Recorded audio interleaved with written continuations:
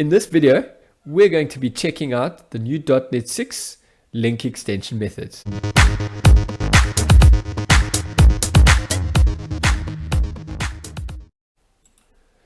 So here we have a little application which loads a bunch of students as well as their scores. Looking at the student class, we've got a first name, a last name, and a score. After we've loaded the scores, we'd like to get the top student and the bottom student.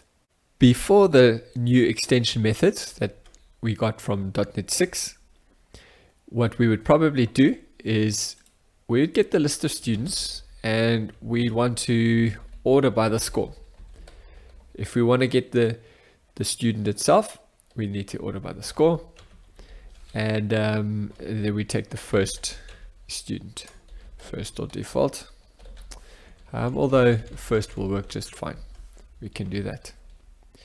And we did do the similar thing here. We'll just need a double check. So order by is ascending. And so this will be low to high. And so first we'll get the low score. So here we'll need to do a last. Or we could do order by descending. Student bottom. And we do a first. All right, let's run that. And here you'll see, let's make it a touch smaller. We've got the top student is Susan Peterson, 100%, bottom student Aaron Christensen, 25%. Although this is simple enough, as we saw there already, we had to think about our ordering and do we take first, do we take last? Our intent is actually to get the min and the max. So we do have min and max functions already. So we could say max score.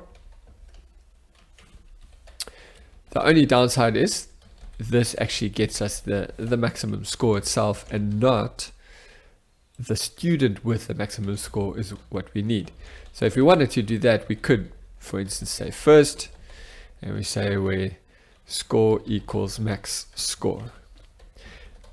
Although not as probably as great as the first way we did it, because now we've got two statements we're doing differently, separately. But the plus side of this is we can at least see the intent is to get the max score and then get the first person with the max score.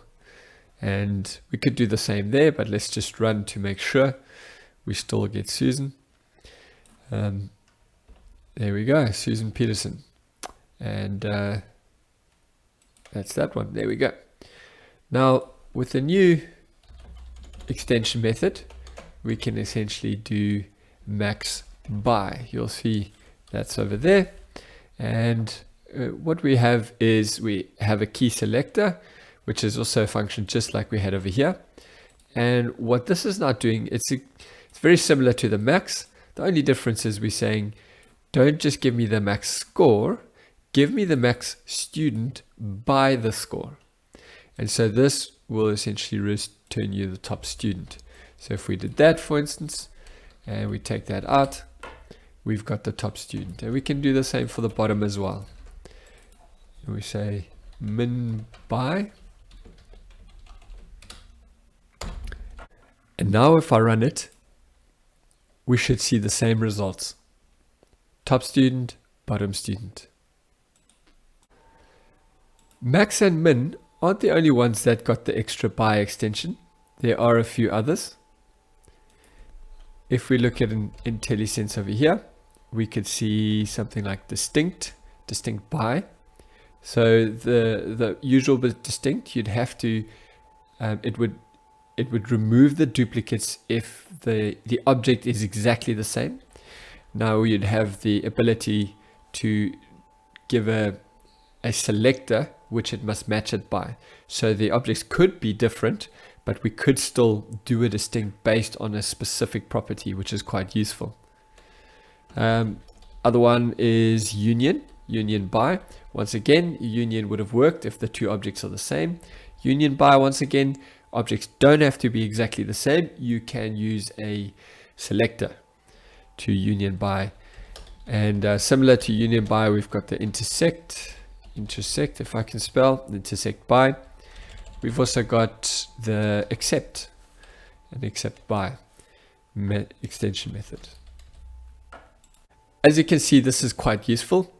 I really like the readability about this, because before we've all done the min and max by the ordering and selecting first, and although that's simple enough and we've become very accustomed to it, it doesn't exactly express the intent very well, whereas I feel this expresses it very well.